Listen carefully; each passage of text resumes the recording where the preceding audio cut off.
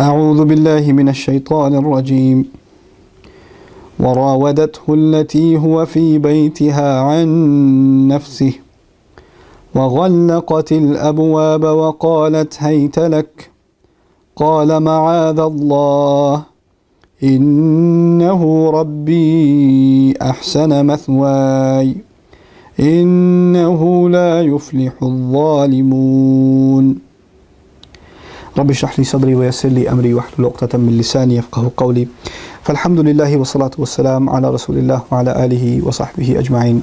Such a difficult juz to pick something from, where actually I had to go back to the 12th juz again and just pick an ayah from Surah Yusuf. This is Surah Yusuf, 12th juz and ayah number 23. And in this particular juz, or in this particular ayah, Allah is talking about the temptation. I know I'm talking to people on YouTube and on Facebook in particular, so I figured I'd talk about something that young people, face. Temptation. So Allah says, Rawadathu allati huwa fi baytiha, the wife of the minister, Allah says that she tried to seduce him. And the word rawada is used, which comes from ruwaid, which means slowly. Ruwaida in Arabic, ruwaida means slowly. So the suggestion is that she tried to reel him in and tried to seduce him, not just one time, but she kept at it. And she kept, trying to get him. Like, come over here, it's okay. Wow, you look really handsome today. And like she'd drop in a line or two, and he can't get away because Allah says, Allati huwa fi baytiha, the one in whose house he was. And just rhetorically just saying baytiha, her house, means she has access to the entire house. He can't get away from her. Everywhere he goes, she's there. And she's slowly, little by little, making her advances. And he's a young guy.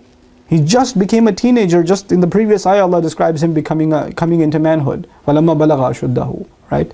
What's also interesting to note is, when the man of the house first brought him in, he actually recognized the intelligence of this kid on the road trip that isn't even mentioned in the Quran. On the road trip to the house in Egypt where he stayed, the minister, he realized this kid is special and he should be treated with respect. A kid that's sold as a slave. How does a slave get respect? But the first thing he comes up, he says to his wife is, Akrimi mathwahu. You better honor his long-term permanent room. Not give him a room, not give him a place to live, get him a bed. No. Honor his permanent room. Mathwa actually means a place where you stay for generations. Meaning, I want this kid to be here, I want him settled, I don't want him to leave. He's a real asset. He recognized that, but he also recognized his wife has a problem with dignity. Because he didn't just say to her, give him a room. He said, honor his room, meaning don't just walk into his room. Give him his space. I don't want you to just feel like you can go and mess with him anytime you want or talk to him or give him instructions. Even as a kid, he wanted her to keep a distance from him. So he says, Akrimi mathwahu. Now, was he right on the money? Yeah, he was, because time comes, she's trying to seduce him little by little. She's throwing hints at him as he's becoming a man. And then the other thing that's happening is, rawada also comes from arada, intention. And they say rawada is when you try to make someone have the same intentions you have. So she's trying to get him to think like her. It's not a big deal. It's okay. There's nothing wrong with it. Don't you feel anything? Don't you think I'm beautiful? Like she'll say these things, like she wants her to think how he thinks. And a young man with the temptations that he has, he's a regular human being. He doesn't say, I don't put myself above temptation. He doesn't say that. Even the Quran says, وَلَقَدْ هَمَّتْ بِهِ وَهَمَّ بِهَا لَوْ لَا أَرَّأَ بُرْهَانَ رَبِّهِ. She desired him, he would have desired her too had he not seen the evidence of his master. But the point I wanted to make finally is, when she really desired him, عَنْ نَفْسِهِ, she wanted him to slip from his own intentions. His intentions were, he's going to stay pure. He's not going to indulge in this sort of thing. How many young people can we say that with? A beautiful woman is after you. She says there's nothing wrong with it. She says it's fine. She's the one coming for you. Usually men are pursuing the women. The woman is pursuing you, and it's in the privacy of a house, and she's your boss, and you have all the reasons to say, hey, well, it's my boss. She told me to do whatever, so it's okay. Of all the rationalizations are possible, all the doors are locked. غَلَّقَتِ الْأَبْوَابِ. She didn't just lock one door, she locked multiple doors, and every door had multiple latches on it. So it's totally private, nobody's going to find out. And then she says, hayta lak, come over here. And hayta is used as a seductive word, it's not used normally. Hurry up and get over here. Allah doesn't even describe how she was. We don't even want to know. But she's throwing herself at him literally. And she's, calling him haytalak. And so at that moment, we learn the awesome character of Yusuf.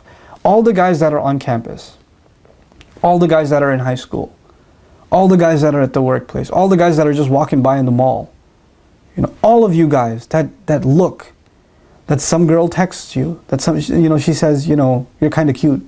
You want to talk later? Here's my number, or whatever. Like this man, people, young people, they fantasize about this situation.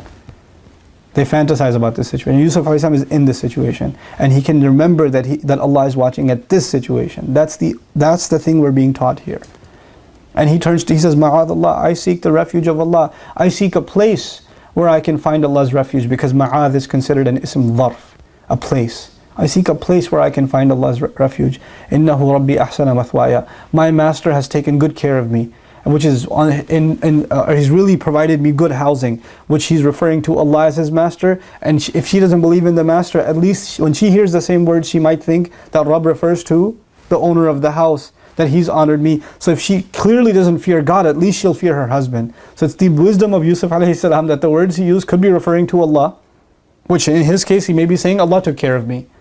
How can I be disloyal to Allah? And she hears my master, and she might not even think Allah, she might think he means her husband, who's been good to me. If you can't be fearful of God, at least think you have a husband, woman, before you do something like this. Innahu Rabbi ahsana mathwaya. Innahu la yuflihu adh-dhalimun. Wrongdoers don't prosper. And he's not going to prolong the conversation. Fastabaqa al-bab. So awesome. Allah wastabaqa al-bab. When the story continues, the next thing you know, he's not, no, lady, you need to calm down, think about this, I'm sorry, I can't. He knows she's not into the talk. He ran for it. Wastabaqa al-bab. Don't sit there and just talk to the girl and say, astaghfirullah, that's haram, sister. You really should think about what you're saying. No, don't give her advice. You're not giving her advice. You're just spending more time with her. Be honest to yourself. Get away from there. Get away from that conversation. Don't pursue it further. Don't respond back to her. You're in Ramadan, man. Don't respond to her text messages. Don't do it. Make tawbah from it. Don't even say, I won't text you anymore. Don't say it. Why aren't you responding to my emails? No, astaghfirullah, it's Ramadan. Don't even respond. Do not engage. The same thing goes for the girls. If you guys want to really take advice from the Quran, this is real stuff. This is not just a story. This is your story. This is what you're up to right now. And if you're involved in this, and you heard these ayat of Quran, Allah will ask you and me on Judgment Day, these ayat you heard, you think they were just stories?